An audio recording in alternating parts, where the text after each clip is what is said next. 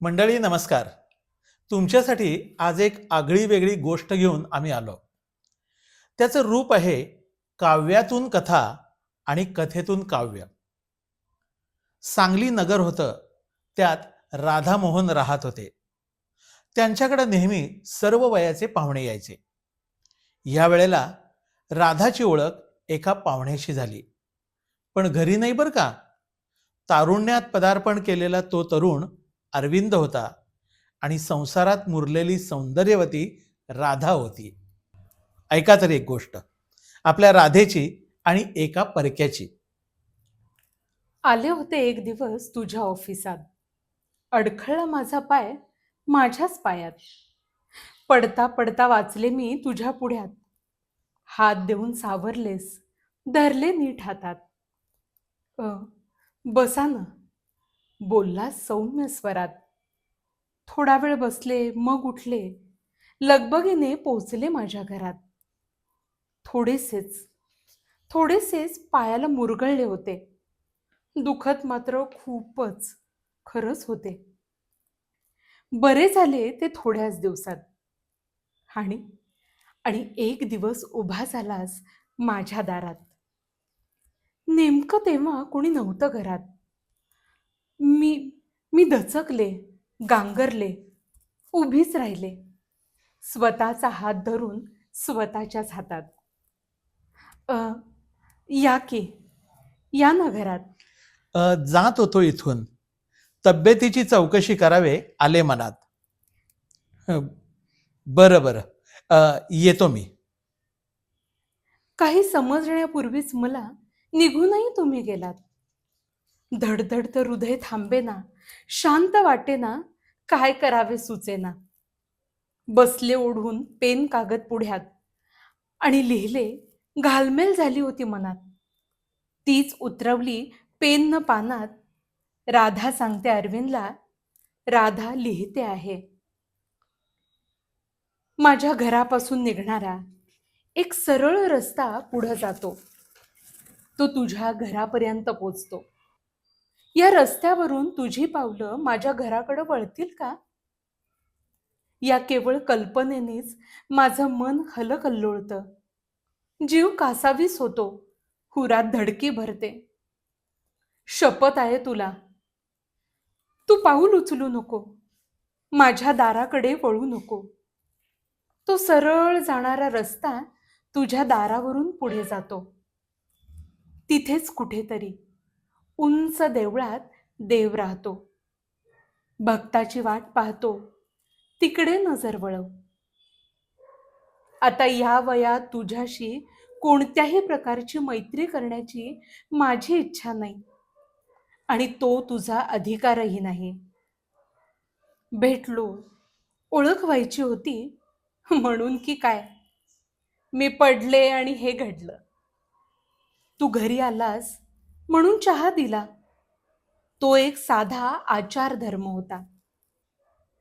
म्हणून लक्षात ठेव, आयुष्यात आपण सर्वजण साखळदंडात बांधलेलं जीवन जगत असतो. ते तसेच जगायचे असते.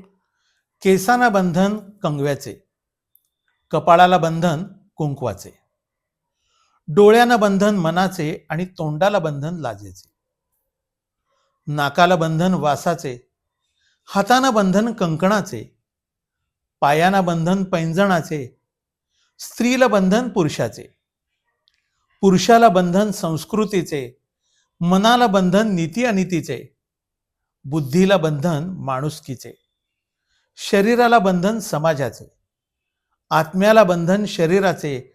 अशा अनेक बंधनात बांधलेला बंदिस्त मानवच आहे की पिंजऱ्यातला एक पक्षी. नकोच काही घडणे, मैत्रीत धडधडणे, जास्त भेटींमुळं बिघडणे, या सर्वांच्या मागचे कारण आहे हा समाज. आधीच तर घेतलंय मी वाण सतीचं. सतीचं वाण घेतलंय मी जळत्या आगीवर चालण्याचं. अग्नीला चांदणं मानण्याचं वाण घेतलंय सतीचं. पदरात निखारा बांधलाय मी तो विझू न देण्याचं. वाण घेतलंय चालण्याचं, अग्नीला चांदणं मानण्याचं. भय भरलंय क्षणाक्षणाचं, वारा लागून पदर पेटण्याचं. पदर वाचवायचाय, निखारा पेटवायचाय, पेटताच तो ठेवायचाय. विझून द्यायचाय, जीवाशी सांभाळायचाय, प्रेमानं जवळायचाय. असं वाण घेतलंय मी सतीचं, व्रत केलंय एकच मी तारेवर चालण्याचं. न पडता माझा मी तोल सांभाळण्याचं. हातात ना काठी, कसरत करायची, पायांना मिठी माया मोहाची. मागे पुढे इकडे तिकडे कुठेच नाही पाहायचं, लक्ष केंद्रित करायचं, वाण पेलत राहायचं. असं कडक वाण घेतलंय मी सतीचं. वाचलत ना माझ्या मनाला? 2 घरे ती बिलगून होती, बाग बगीच्या अवतीभवती. दोन्ही घरांमध्ये होती प्रीती, सुंदर नाते घरे बांधती. घरामध्ये दोन्ही दोहो जन्म घेती, वाढत होती त्यांची प्रीती. बालपणाची अवखळ नाती पळापळीमध्ये भुई संपवती. सगळे सोयरे बघुनी हसती, सण साजरे दोघे करती. नववर्षाला गुढी उभारती, वाचूया गमते जमती.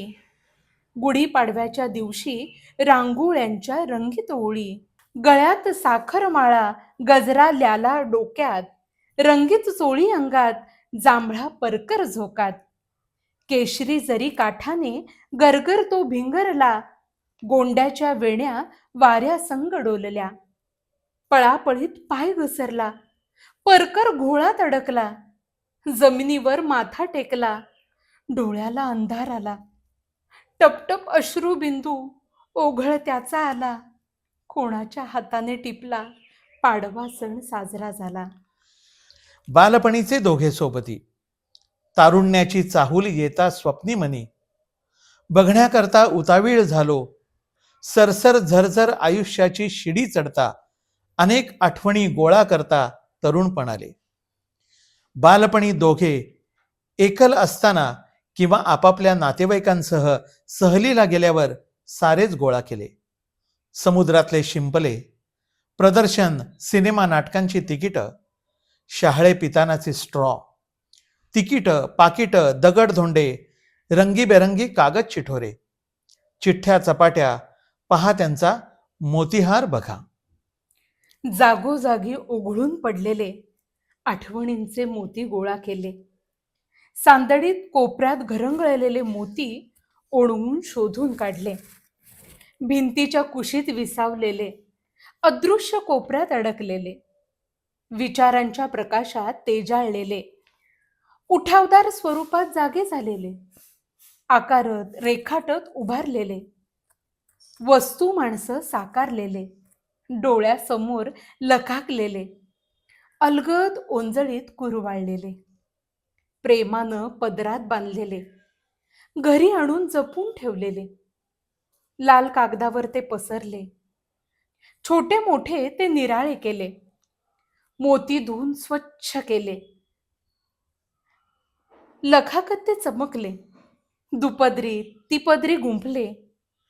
गळ्यात हार मिळवू की डबीत कोंडू, लखाकते मोती तेजाळतील, सर्वांच्या डोळ्यात खुपतील. दृष्ट लागेल ना त्याला, दृष्ट लागेल ना त्यांना, हवे मला ते जपायला. आपली मैत्री प्रीती वाढत होती, घरच्यांना सुखावत होती, घरच्यांना सुखवत होती.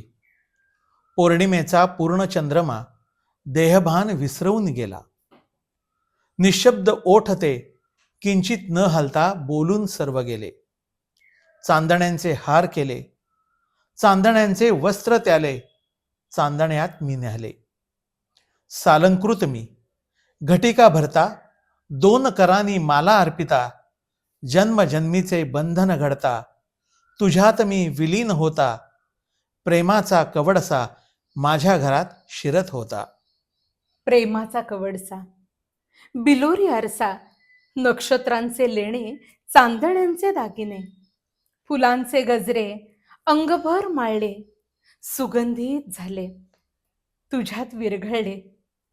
बारशाचे दिवस येणार त्याची गंमत सांगते. दुसऱ्यांच्या घरातील आमच्या नाही बरं का. दुसऱ्यांच्या घरातली आमच्या नाही बरं का. खोट्या माणसांच्या या जगात. कधी कधी चमत्कार घडतात. आई वडील हौसेने बारसे करतात. शोध शोध शोधतात, काने कोपरे ढुंडाळतात. समाधानाने आनंदाने एक नाव ठरवतात. आनंद, हर्ष, समाधान, तृप्ती, समाप्ती, इतिश्री. लोक टीका करतात. कान जेव्हा ऐकतात मग डोळे उघडतात. माणसांच्या या छोट्या खोट्या जगात मोठमोठे चमत्कार घडतात. सुवर्णाचे पितळ उघडते, क्षमेचे अंग तीव्र तापते. ऐक नाही चमत्कार. खोट्या माणसांच्या जगात नावाचा त्यांच्या अर्थाशी पूर्ण अंधकार. सर्वांचे स्वागत करणारे गुणी, प्रेमळ, आनंदी घर. आला असाच एक दिवस पाहुणा एक. घरात रुळला, मिसळला, आनंदला. सर्व अर्थच बदलला. बाहेरच्यांना तो आनंद नाही पटला. उभे झालो गावाच्या टीकेला. मी समाधानी, संपन्न गृहिणी. प्रेम पाझरणारा घरी धनी. मग लोकांच्या वाईट अर्थ का म्हणी? सारा अर्थ बदलला. नको आता मानलेला भाऊ, मानसपुत्र, मन जाणणारा मैत्र. आता एकच आस, जीवा शिवाचे मिलन. आतुरला कण कण, परमेशा भेटी लागे. ओढ घेई आता मन. शहारली वात, मंदावली ज्योत, मंदावली ज्योत. हा लेख होता माधवी नाटेकर यांनी काव्यातून कथा आणि कथेतून काव्य आणणारा वैशिष्ट्यपूर्ण असा. याचं नाव होतं योगायोग.